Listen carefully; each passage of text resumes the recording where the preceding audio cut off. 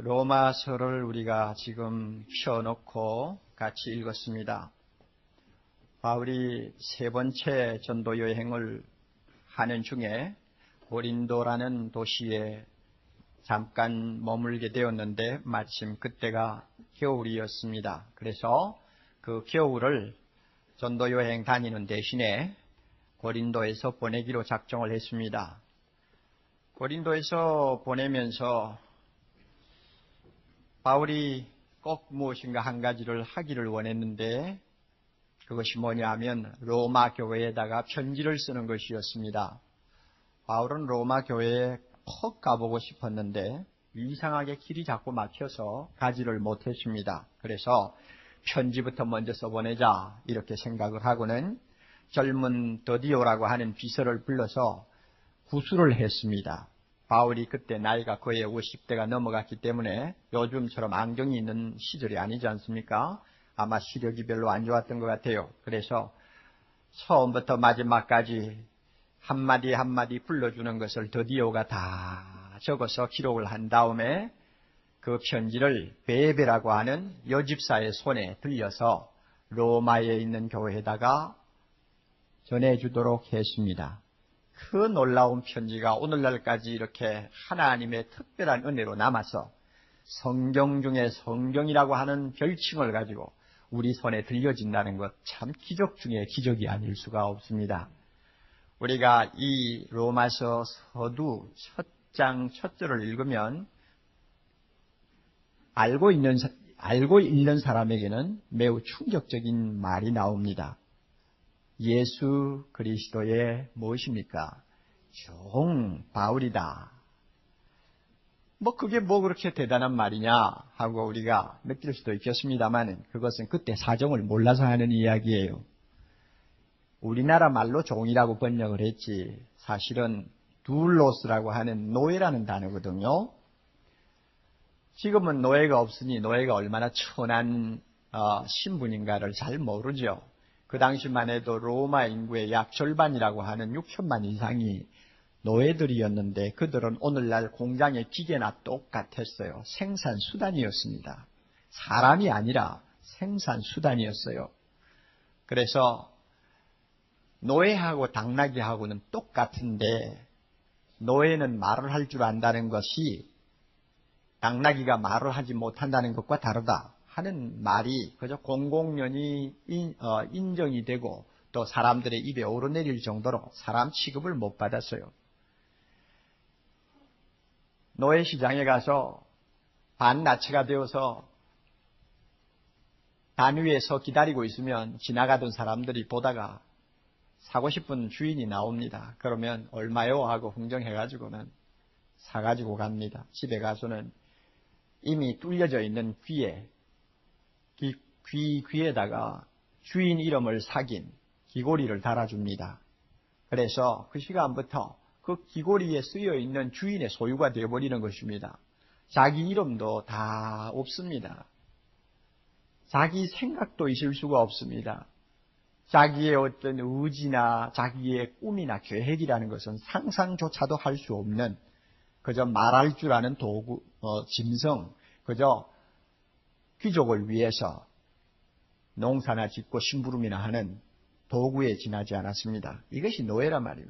그러니까 아무도 자기를 보고 난 노예요 하고 싶은 사람이 없어요. 그 신분상 그렇게 말하고 싶은 사람이 아무도 없습니다. 수치스러운 신분이기 때문에 피치 못해서 죽지 못해서 하는 말이지 자기를 소개할 때 노예라고 소개하는 사람이 없어요. 그런데 당대의 석학이라고 할 수 있는 바울이 그리고 당당하게 로마 시민권을 가지고 있던 바울이 주인이 누구였든지 간에 내가 노예요 하고 예수 그리스도의 노예요 하고 자기를 소개한다는 것은 참 우리의 상상을 초월한 일입니다. 그러면 바울이 죽지 못해서 할 수 없어 그렇게 했느냐? 나는 그렇게 보지 않습니다. 물론 우리 여러분이 잘 아시는 바와 같이 바울이 처음에 예수님을 만났을 때는 마음이 없는 예수 만났어요. 막 미움이 그냥 가슴에서 치밀어 오르고 막 그냥 있으면 돌멩이라도 던지고 싶은 그런 징후감을 가지고 한참 대적할 때 갑자기 예수님이 그를 만나 주셨기 때문에 만날 때 예수님이 그를 붙잡아 바울을 자기 것으로 완전히 강압적으로 소유할 때 바울의 마음은 그렇게 하십시오 하고 동의한 일도 없고 또 감사합니다 할 마음도 없고 그저 할 수 없이 피치 못해서 그렇게 돼버렸어요. 바울은 처음에 예수 믿을 때 그렇게 된 사람이에요.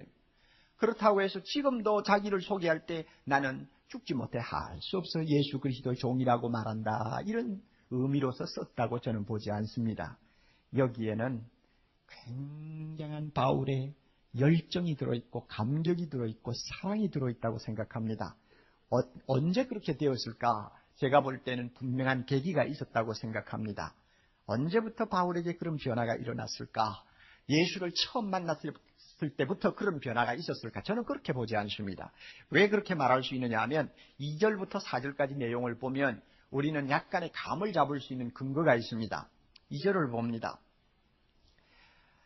이 복음이 뭡니까? 예수 그리스도에 관한 말씀 아닙니까? 이 복음은 하나님이 선지자들로 말미암아 그의 아들에 관하여 성경에 미리 약속하신 것이라. 바울이 확인한 하나님의 복음, 예수 그리스도는 구약 성경에 기록된 모든 선지자들의 글을 통하여 하나하나 확인된 예수 그리스도입니다. 예수 그리스도입니다. 다메섹 도상에서 환상 중에 만난 예수 그리스도라기보다는 하나님의 말씀을 통해서 하나하나 확인된 예수 그리스도요, 하나님의 아들이었습니다. 그래서 3절, 이 아들로 말하면 육신으로는 다윗의 혈통에서 나셨고, 확인된 거요. 성결의 영으로는 죽은 가운데서 부활하여 능력으로 하나님의 아들로 인정되신 분, 곧 우리 주 예수 그리스도라고 그는 자신있게 여기에 소개합니다. 그렇다면 이 내용을 보고 우리가 말할 수 있는 것이 뭐냐? 바울이 정말 주님을 사랑해서 주여 내가 처음에는 마음에도 없이 주님에게 끌려갔습니다만 이제는 내가 자진해서 나 자신을 주님께 종으로 드립니다 하는 어떤 계기가 생겼는데 그 계기가 언제 생겼느냐? 구약 성경을 팔에 끼고 저 아라비아 사막으로 들어가서 3년 동안 은둔 생활하면서 하나님의 말씀을 가지고 철저하게 조사를 하고 연구하고 공부한 거예요. 내가 다메섹 도상에서 환상 중에 만난 그분이 과연 하나님이 성경의 선지자들을 통해서 약속하신 메시아냐? 과연 인류에게 복음이 되시는 구원자냐? 내가 좀 알아야 되겠다. 그분이 정말 나를 위해 죽었느냐? 그분이 정말 살아나신 분이냐? 그분이 정말 이사야가 말한 대로 이방의 빛이냐?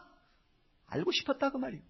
그래서 성경을 가지고 하나 그는 읽어가면서 공부를 했습니다.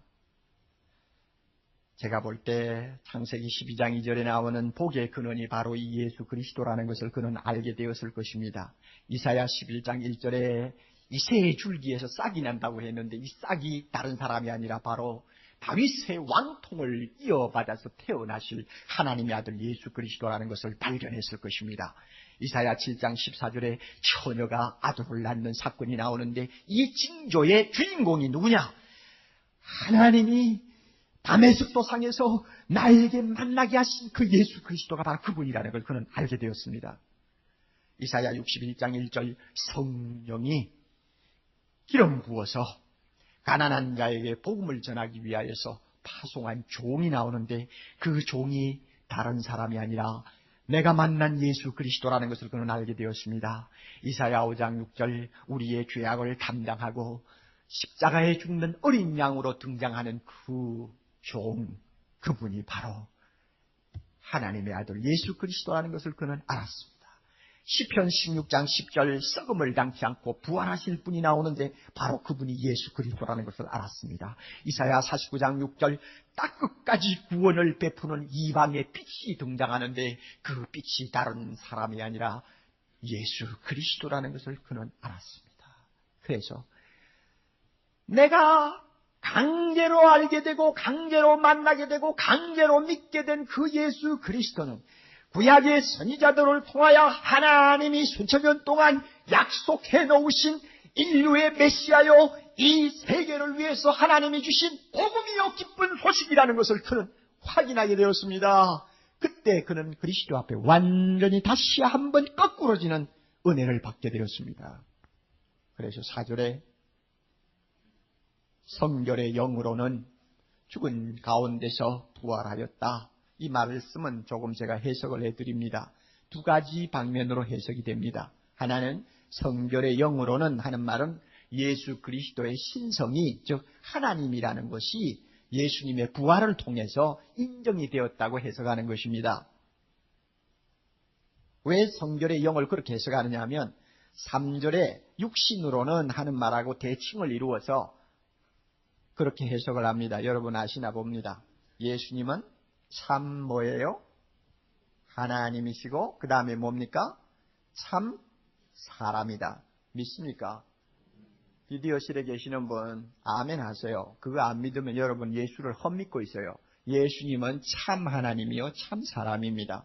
그것을 여기서 말씀하는 것이다. 그렇게 해석을 합니다. 그러나 저는 성결의 영으로는 하는 것을 예수님이 하나님이라는 신성을 가르친다고 해석하는 것을 따르지 않습니다. 않고 저는 어떻게 어느 견해를 따르느냐 하면 성결의 영으로는 하는 말은 성령으로, 성령의 능력으로 예수님은 죽음을 이기고 부활하셨는데 그것을 통해서 하나님의 아들로 인정되었다 하는 것입니다. 그럼 인정된다는 말도 이상하지 않습니까? 부활하기 전에는 예수님은 하나님의 아들이 아니셨나요? 그 말이 아니에요. 하나님의 아들로 선포되었다, 확인되었다, 알려졌다 하는 뜻입니다. 여러분 이 본문 오해하지 않도록 하세요. 예수님은 부활하기 전에도 누굽니까? 하나님이십니다. 부활하고 나서 하나님이 된 거 아니에요. 부활하기 전에도 하나님이었는데 죽음을 이기고 성령의 권능으로 부활하신 다음에 비로소 그가 하나님이라는 것이 공공연히 온 세상에 선포되었다는 이야기입니다. 바울이 구약 성경을 놓고 이 사실을 하나하나 다 확인하면서 그 마음속에 뜨거운 감격이 솟구쳐 올랐습니다. 바울이 얼마나 울었을까? 내가 상상을 해보니까 성경을 앞에 놓고 특별히 이사야 53장 5절 같은 말씀, 그가 찔림은 우리의 허물을 인함이요 그가 상함은 우리의 죄악을 인함이라. 그가 징계를 받음으로 우리가 평화를 누리고 그가 채찍에 맞음으로 우리가 나음을 입었도다. 오 하나님, 나 같은 놈을 위하여 죽으신 주님, 얼마나 그가 성령을 부둥켜 안고 울었을까. 죄와 사망의 권세를 이기고 부활하신 그분이 바로 예수 그리스도 메시아라는 것을 알았을 때 그는 얼마나 가슴이 벅차서 소리를 질렀을까.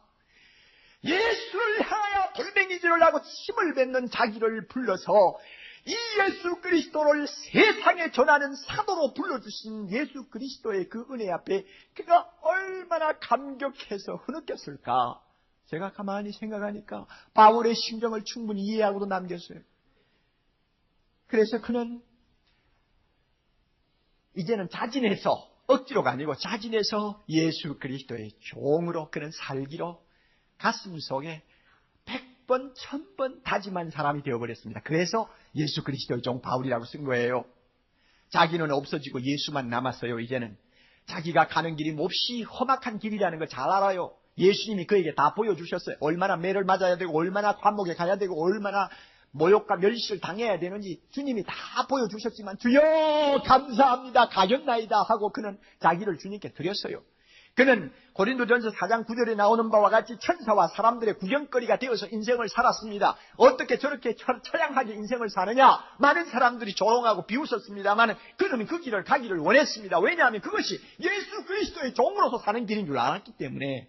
그래서 마지막에는 예수께 받은 사명 곧 하나님의 은혜의 복음 증거하는 일을 마치려 하면은 내 생명을 조금 더 귀한 것으로 여기지 아니하노라 죽을 각오도 했습니다. 나의 사랑하는 주인, 나의 사랑하는 주인을 위해서라면 죽을 각오, 모욕당할 각오, 세상을 살면서 나 자신이라는 것은 깨끗이 포기할 수 있는 각오가 사도 바울에게 있었습니다. 그 열정 가지고 나는 예수 그리스도의 종이다 하고 로마서 1장 1절에 쓰고 있는 것입니다. 그러므로 우리가 이 말 한마디를 가볍게 보고 넘어가면 안 됩니다. 여러분이 이렇게 말씀을 들으면 흥미가 별로 없을지 모릅니다. 절 좀 똑똑히 보세요. 그건 바울에게는 해당하는 말이지 내하고 무슨 상관이냐. 선교사 같은 사람이나 그런 참 결심을 하고 나갈 일이지 나 같은 평신도에게 이 말씀이 그렇게 와서 닿는 것 없다 그렇게 생각할지 모릅니다. 그러나 그 생각이 성령의 생각이 아니고 철저하게 인간의 생각이라는 것을 제가 오늘 지적을 해드립니다. 이것은 분명합니다. 우리는 바울이 아닙니다. 우리는 사도도 아닙니다. 그렇죠? 아닙니다. 아니에요. 옥목사도 아니에요. 그런데 바울도 아니고 사도도 아니지만은 우리는 그와 똑같은 것이 있어요. 우리도 바울처럼 처음에 예수 믿을 때는 믿기 싫을 때 믿었어요. 저는 나서부터 믿었으니까 뭐 그런 감정도 없었지만은 대부분이 보면 처음에 예수 믿을 때 믿고 싶어 믿은 사람 별로 없어요. 할 수 없어 끌려가서 믿었지. 모두가 다메섹 도상에서 예수 만난 것처럼 강제로 만나가지고 강제로 예수 알게 되고 교회 다니게 됐죠. 그러나 끝까지 그와 같이 억지로 예수 믿고 사는 사람이 되어서는 안 됩니다. 안 돼요. 예수님께서 요한복음 15장 16절에 너희가 나를 택한 것이 아니요 내가 너희를 택하여 세웠다 하신 말씀처럼 처음에는 주님 편에서 일방적으로 나를 끌어서 예수 믿게 했지만 그 다음부터는 바울의 가슴 속에 일어난 감격과 함께 그에게 변화가 있었던 것처럼 우리에게도 그런 변화가 있어야 합니다. 다시 말하면 우리는 바울도 아니고 사도도 아니지만 한 가지 분명한 것은 우리도 예수 그리스도의 종이라는 사실입니다. 옥 목사 어떻게 그걸 증명할 수 있나? 그렇게 말하겠죠? 성경 봅니다. 6절 봅니다, 여러분. 제가 휴가를 보내면서 저 뒷자리에 앉아서 가만히 뒷모습들을 많이 살폈는데 성경을 얼마나 잘 찾나 하고 뒤에서 보기도 하고 설교 시간에 뭐 하나 보기도 하고 좀 해봤는데 참 잘 찾으시고 잘 들으시고 잘 보는데 가끔 가다가 별난 별종이 있어요. 별종이. 그냥 말 안 할래요. 부끄러워가지고. 재밌는 일을 하는 사람들이 있어요. 그런데 이제부터 그러지 맙시다. 마시고 본문을 보세요. 몇 절이라고 그랬나요? 6절이라고 그랬어요. 6절 보세요. 너희도 그들 중에 있어. 이 너희가 누구일까요? 편지를 받는 수신자들이죠. 로마 교회 교인들, 그러니까 평신도들, 우리하고 똑같은 사람들이요. 너희도 그들 중에 있어. 즉 예수 믿는 모든 사람들 중에 있어. 그 가운데 있어. 예수 그리스도의 무엇입니까? 것으로 부르심을 입은 자니라. 그러니까 전부 중간에 다 빼버리고 다시 읽으면 너희도 예수 그리스도의 것으로 부르심을 입은 자니라. 로마에 있는 성도 여러분, 여러분들도 나와 똑같이 예수 그리스도의 것으로 부르심을 입었다는 것을 기억하십시오 하는 말입니다. 그렇다면 예수 그리스도의 것이라는 뜻이 뭡니까? 것, 소유라는 말이죠. 예수님의 소유가 되었어요. 소유가 되었으면 우리는 뭡니까? 뭡니까? 종이요, 종. 내 것은 깡그리 없어지고 주인의 것으로 완전히 소속이 된 종이요. 로마의 교인들이 예수 믿자 말자 예수 그리스도의 종이 되어버린 것처럼 오늘 우리도 예수를 믿자 말자 내가 원하든 원하지 않든 나는 만군의 여호와 하나님의 아들 되신 예수 그리스도의 소유가 되었어요. 이거 하나만은 변함이 없습니다.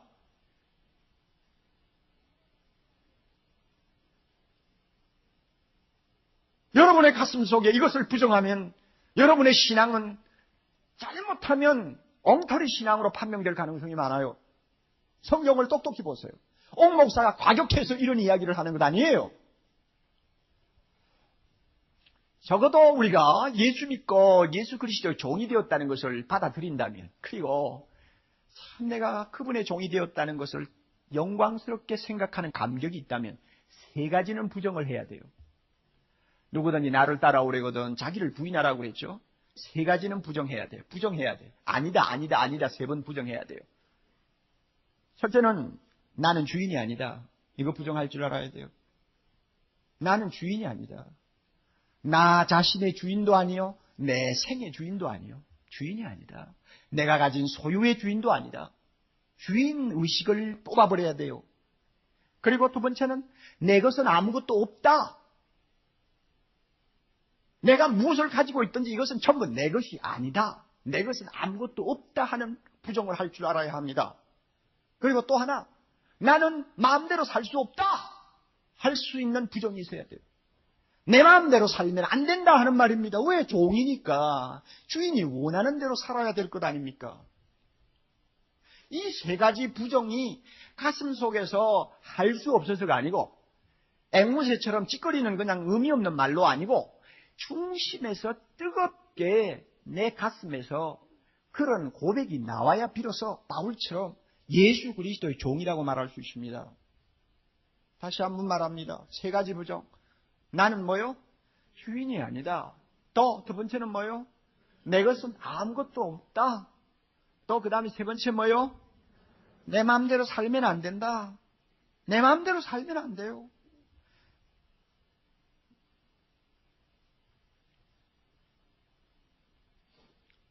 그런데 교회를 다니는 분들 보면 참 이 사실을 진지하게 받아들이지를 못하는 분들이 교회 안에 너무 많아요. 어떤 목사님이 길을 가다가 대문에 교패가 붙어 있는 것을 보고 배를 눌렸다고 합니다.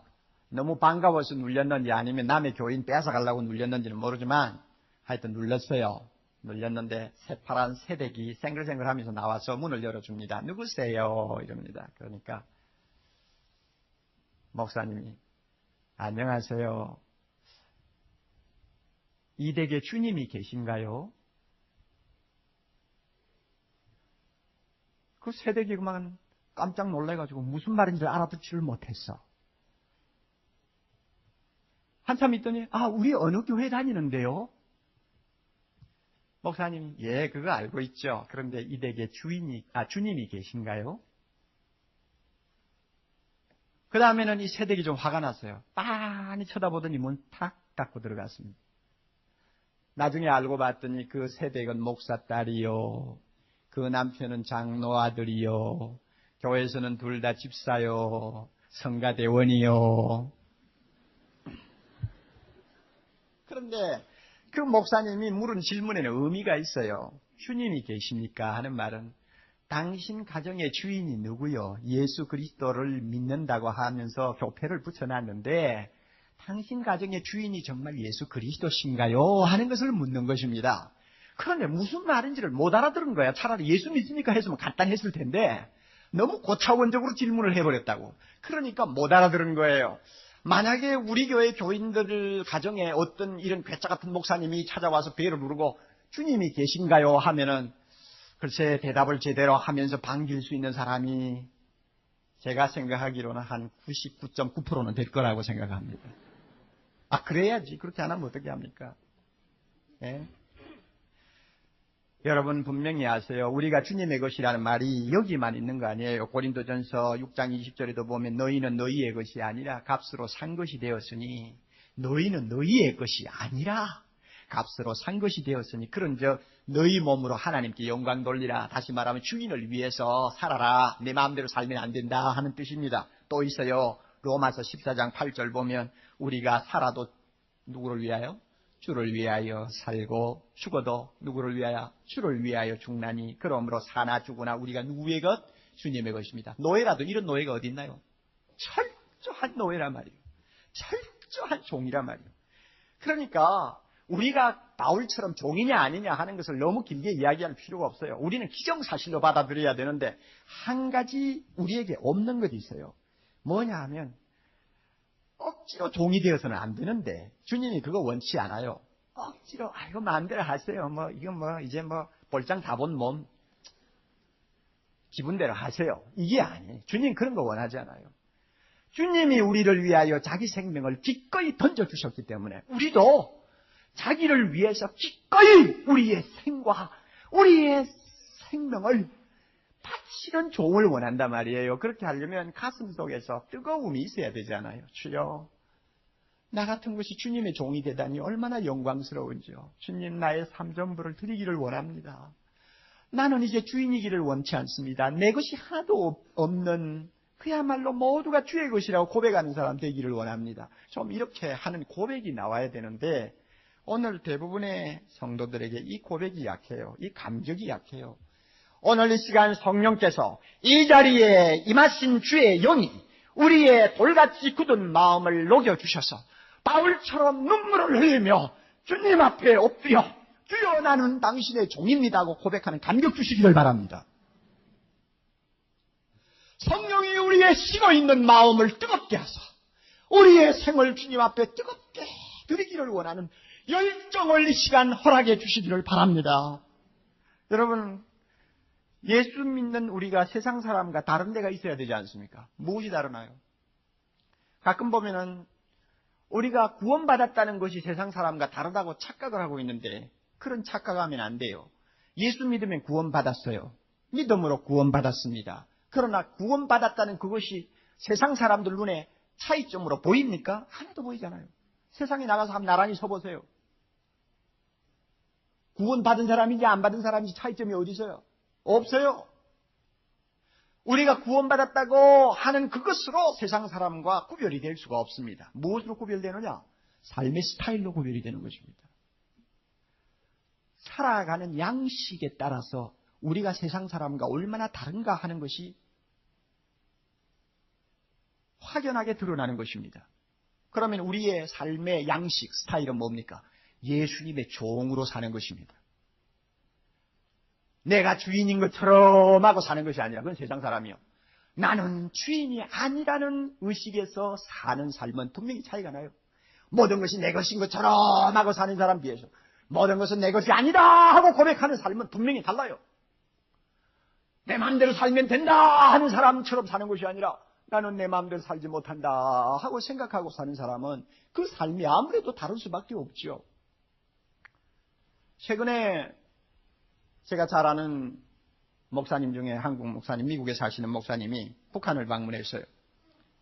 북한에 방문하니까 이제 요즘에는 그분이 워낙 유명한 분이라 아주 고관이 그와 함께 좀 같이 다니고 이야기를 했나 봐요. 저는 그분에게 직접 들으면서 여러 가지 생각을 많이 했는데 서로 이제 좀 말이 오고 가다가 보니까 조금 친근해져서 그저 반농담도 할 수 있을 정도가 됐나 봐요. 그런데 그 북한의 고관이라는 사람이 목사님 보고 하는 이야기가 우리 주체 사상하고 남 안에 있는 기독교하고 비교하니까 다른 거 없대요. 당신들 성부 성자 하나님 믿는다고 그러잖아요. 우리도 성부는 김일성이요, 성자는 김정일이요. 그 사람 김일성 그러지 않았겠어. 뭐라고 또 한참 붙였겠죠. 나는 붙이기 싫어서 안 붙여요. 그리고 우리도 세 사람씩 조가돼가지고 제자훈련하고 당신만 제자훈련하는 거 아니고. 그 말 듣고 보니까 진짜 그 북한 사회가 구조가 3인조로 전부 조직이 되어 있어요. 지금은 더 강화가 됐나 봐요. 그래가지고 뭐 하는 3인조냐? 서로 감시하는 것도 되지만은 서로가 주체 사상을 자꾸 가르쳐주면서 서로가 격려하는 거예요. 그래서 한 사람도 머리가 헷가닥하고 돌지 않도록 서로 도와주는 거예요. 그렇게 하는데 그 중에서 한 사람이라도 사고를 일으키면 세 사람이 함께 운명을 같이 해야 돼요. 얼마나 무서운 사회입니까? 그러니까 우리 제자훈련보다도 굉장하죠. 우리 제자훈련 한 7, 8명 데리고 하는데 한 사람이 잘못된다고 해서 그 운명을 같이 하는 제자훈련원이 어디 있어요? 그 지도자가 어디 있어요? 없어요. 그래서 북한 사람들이 기독교를 우습게 본다 그 말이에요. 그런데 또 한 가지, 당신 목사들 우리 평양에 봉수교회 와서 예배 보는 거 자주 보았는데 당신들 별거 없대요. 에? 보니까 우리보다 나은 것도 없고 기독교 그 정도 믿는 것이면 그렇게 대수롭지 않다고 나 생각했어. 그러더래요. 그래, 왜 그러느냐고 그랬더니 아니 하나님 앞에 와서 예배를 드린다고 하면 목사들이 경건하게 참 예배를 드려야지. 우리가 김일성 주석에게 하는 태도 못 봤어? 당신이 하나님 앞에 예배 드린다면 경건하게 드려야 되는데 보니까 목사들 카메라 가지고 와가지고 비디오 카메라 가지고 와가지고 기도 시간에도 그거 찍느라고 정신이 없고 돌아다니면서 막 그거 사진 담아가지고 자기 선전하려고 야단치는 거 보니 아이고 틀려먹었다. 별거 아니다. 나는 그렇게 생각해서다 그러더래요. 여러분 북한 사람만 그렇게 생각할까요? 오늘날 우리 주변에 있는 예수 안 믿는 사람들이 성경 찬송 들고 교회 다니는 우리를 보고 그렇게 생각 안 할까요? 뭐가 다른 것이 있어야 세상을 변화시키지.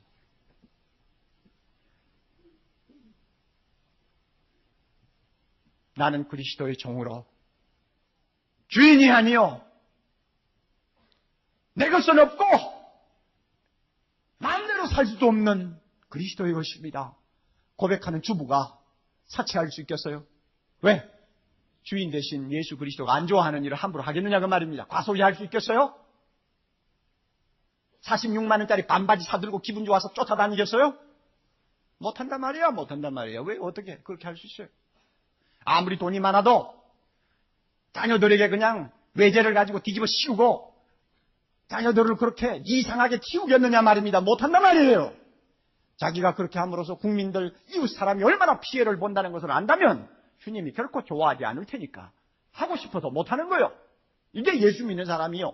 그래야 예수 안 믿는 사람과 무엇인가 다른 예가 나타날 거 아닙니까? 근면전략하는 거 주님이 원한다면 근면전략해야 되고 정직한 수입으로 살아야 되고 정직하게 살려다가 수입이 적어서 남보다도 호화스럽게 생활하지 못한다 할지라도 오히려 그것을 감사할 줄 아는 사람이 되어야죠. 왜? 우리 주인 대신 예수 그리스도가 그것을 원하시니까. 그것으로 만족하는 것입니다. 자기가 예수 그리스도의 종이라고 믿는 학생이라면, 대학생이라면 어떻게 4년을 그냥 세월아가라고 보내겠어요? 그럴 수 없단 말이에요. 주님이 좋아하는 일 해야지. 직장을 나가시는 분들이 어떻게 내가 주의 종이라고 한다면, 주님의 노예라고 한다면 제 마음대로 그렇게 할 수 있겠어요? 청교도들이 말한 것처럼 우리의 생업은 예배당만큼 거룩한 장소로 여겨야 된단 말입니다. 왜냐하면 우리의 생업 전체가 주님의 것이지 내 것 아니란 말이에요. 그러니까 예배당만큼 거룩한 거예요. 만약에 내 생업이 장사라면 장사하는 일구수 일투족을 주님의 일로 알고 거룩하게 장사해야 된단 말입니다.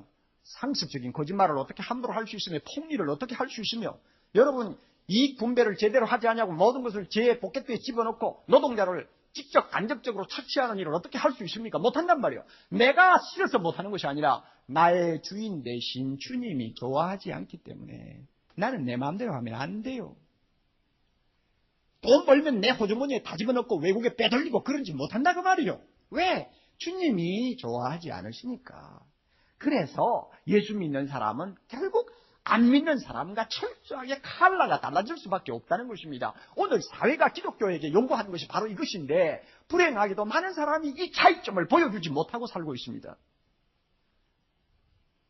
제가 잘 알고 있는 어느 회사 사장은 보니까 자기 사장 사무실에 예수 그리스도의 의자가 따로 하나 있대요. 여러분 그런 회사 가진 사람 손 한번 들어보세요. 몇 분이나 되나? 나도 내 서재에 예수님의 의자가 없어요. 그런데 그 말을 들으니까 야, 그 참 의미가 있다 생각이 되어서 나도 의자를 하나 살까? 아니 왜 그러냐 하면 아무리 큰 회사를 해도 주님, 이 사장, 이 회사의 사장은 주님이지 내가 아닙니다. 이 회사는 주의 것이죠. 그러므로 이 회사 모든 돌아가는 일들이 주님 기쁘신 대로 해야지 내 마음대로 하면 안 됩니다. 그 사장은 날마다 주님이 계시는 그 의자를 보면서 그렇게 느끼지 않았겠어요? 예? 그게 바로 그리스도인의 삶이요. 세상 사람과 구별된 삶이라는 것을 우리는 알아야 합니다. 예수 그리스도라는 이름이 새긴 귀고리를 내 귀에 걸고 다니는 거 자랑스럽게 여기고 감사해야죠. 세상에 조롱거리가 되어도 사람들에게 웃음거리가 되어도 주님 감사합니다 할 수 있을 정도까지만 된다면 사랑의 교회 만 명이 넘는 성도들을 통해서 이 사회가 변화되지 않겠느냐 그 말입니다. 예? 예수 그리스도의 이름이 사겨진 렛대를 자동차에만 붙여 다녀서는 안 돼요. 우리 귀고리에 달아야 돼요. 그렇다고 해서 또 오늘 가서 이름 바꾸지 말고 보이는 귀고리 말고 보이지 않는 귀고리 예수 그리스도의 것이라고 하는 표를 낼 수 있는 뭐가 있어야 된다 그 말이요. 이렇게 참 기꺼이 주님 앞에 나를 드릴 수 있는 종이 되면 겉으로 보기에는 야 답답하겠다 재미없겠다 이제 뭐 세상 맛 보고 살기는 틀렸다 여러분 그렇게 생각할지 모르지만 반대입니다. 반대예요. 마음의 평안이 얼마나 넘치는지 알아요? 주인이 좋으니까. 아멘. 이거 모르줘야지. 내 것은 아무것도 없다 하니까 얼마나 가슴에 자유스러움이 있는지 몰라요. 그리고 주님 뜻대로 하시옵소서 하니까 그 사람을 통해서 하나님의 능력이 나타납니다. 지도자 잘못 만나가지고 비참해지는 동구권이나 소련이나 북한을 우리가 보면서 지도자의 중요성을 알지요. 주인 잘못 만나 망한 사람 참 많아요. 우리 자신을 주인으로 모시고 살면 결국은 망합니다. 결국은 허무주의에 빠지고 말아요. 그러므로 예수 그리스도 하나님의 아들 나를 위해 죽으시고 다시 살아나서 죄와 사망의 권세를 이기시고 전 인류에게 기쁜 소식 전해주신 나의 주 나의 하나님 예수 그리스도를 나의 주인으로 삼으면 자유함이 있어요. 평안함이 있어요. 능력이 있어요. 여러분 우리가 알다시피 우리 앞에는 참 엄청난 기회가 기다리고 있습니다. 동구권이 무너지고 소련이 또 한 번 무너지고 공산주의가 완전히 무덤 속으로 들어가는 꼴을 우리가 보면서 북한과 중공이 언제 열릴지 우리는 모르지만 참 꿈을 가지고 하나님께서 마지막으로 남겨놓으신 마지막 참 기막힌 값진 때가 오고 있다는 것을 우리는 피부로 또 영적으로 느끼고 있어요. 지난번 제가 소련 쿠데타가 일어났을 때 하도 답답해서 제가 무릎을 꿇고 하나님 앞에 기도했어요. 하나님, 소련에 있는 성도들이 이제 겨우 2년 가까이 자유스럽게 예배를 드리고 있다는데 이런 일이 또 일어나면 어떻게 합니까? 거기에 있는 교인들을 생각하옵소서. 주님, 중공은 어떻게 합니까? 북한에 있는 성도는 어떻게 합니까? 주여, 내 기도 들으시고 소련의 정변을 바꾸어 주옵소서. 내 기도 들으시고 꼭 좀 바꾸어 주세요. 이틀 동안 그렇게 기도했다고요?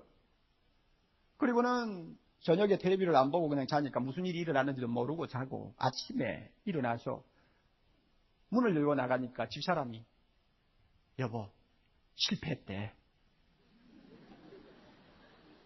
그래서 조간이 나와요. 조간이 와서 있는데 마루에 던져진 조간 보니까 큼직하게 쿠데타 실패하고 적어놨단 말이에요.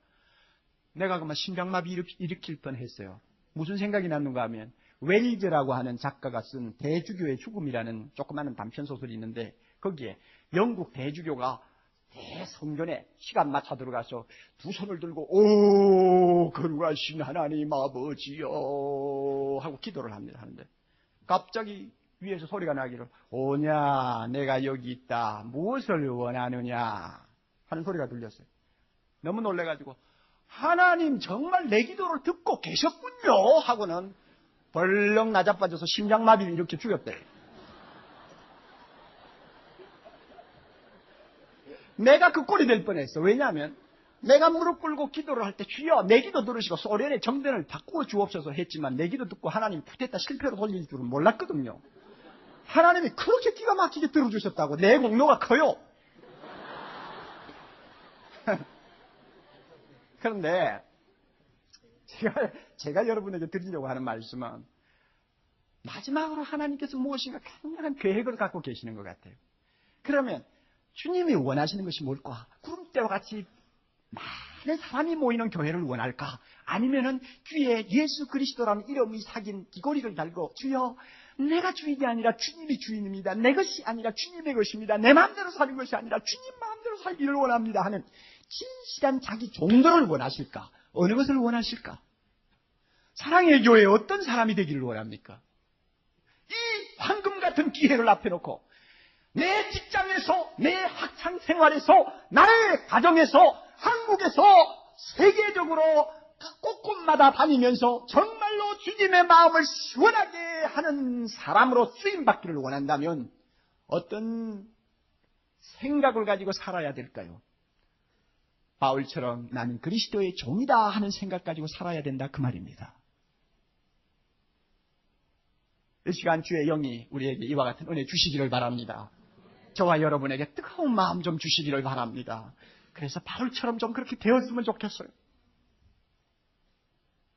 성경을 덮기 전에 한 가지 할 일이 있어요. 1절을 좀 보세요. 예수 그리스도의 종 바울은 하고 나오는데 이제 우리가 설교를 들으면서 바울만 종이냐? 나도 예수 그리스도의 종이다 하는 걸 알았죠. 그렇다면 바울 옆에 뭘 써야 되겠어? 네? 나는 썼어. 옆에 뭐라고 썼는지 여러분 알고 싶어요. 뭐라고 쓰고 싶어요? 저 비디오실에 계시는 분들 다 똑같이 성경 보세요. 그 바울 옆에 뭐라고 쓰면 좋겠어요? 자기 이름 써야지요. 이미자 쓰면 써야지. 김철호 써야지. 쓰라고요. 왜 웃어요? 쓰세요. 써야 돼요. 왜 바울만 그리스도의 종입니까? 나도 종이지. 얼마나 영광스러운 일인데. 그 다음에 또 한 가지 더 해야 돼. 6절. 너희도 그들 중에 있어 예수 그리스도의 것으로 부르심을 입은 자 아니라 그랬다면 이 너희라는 것은 막연하지 않습니까? 그 너희 옆에다가 뭐라고 써야 되겠어? 내 이름 써도 좋고 아니면 나도 하고 써도 좋죠. 그렇죠. 나도 예수 그리스도의 것으로 부르심을 입었느니라 여러분 쓰세요. 그렇게 하고 돌아가세요. 그러면 성령께서 여러분의 마음속에 이 말씀을 통해서 생명을 불어넣으시고 이제는 세상 사람들과 비슷하게 사는 것이 아니라 세상 사람과 철저하게 구별된 사람으로 살고 주님의 손에 아름답게 쓰임받고 이 세상을 좀 새롭게 변화시켜 하나님의 나라로 바꾸는 아름다운 미래가 펼쳐질 것을 우리가 꿈으로 바라보면서 살고 또 생활해야 될 것입니다. 여러분 찬송가 참 좋은 것이 하나 있거든요. 종이 부르는 찬송가예요. 누구의 종이냐 하면 예수 그리스도의 종이 부르는 찬송가입니다. 그 찬송을 좀 같이 부르고 제가 끝냈으면 좋겠는데 355장 집에 가서 혼자 부를 때는 천천히 부르시면 좋고 같이 부를 때는 박자를 좀 빨리 해서 부르는 것이 좋습니다. 이호은 선생님께서 작사한 것인데 참 한국 교인들이 많이 부르죠. 이것은 선교사들이 부르는 찬송이 아닙니다. 예수 그리스도의 종이라는 것을 인정하고 세상을 사는 사람이 부르는 고백입니다. 부름받아 나서니 뭐 어디든지 갑니다. 종 아니요? 괴로우나 즐거우나 주만 따라가는 종이에요.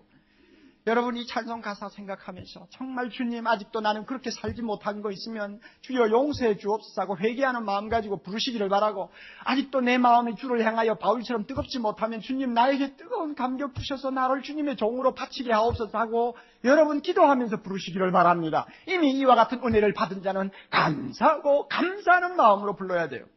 설교만 듣고 돌아가지 마세요. 나가면서 다 잊어버리는 사람 되지 마세요. 나가서는 또 내가 주인이 되어가지고 내 마음대로 사는 사람 되지 마세요. 만년 믿어도 소용없어요. 그런 사람이 너무 많아서 한국은 지금 썩어가고 있어요.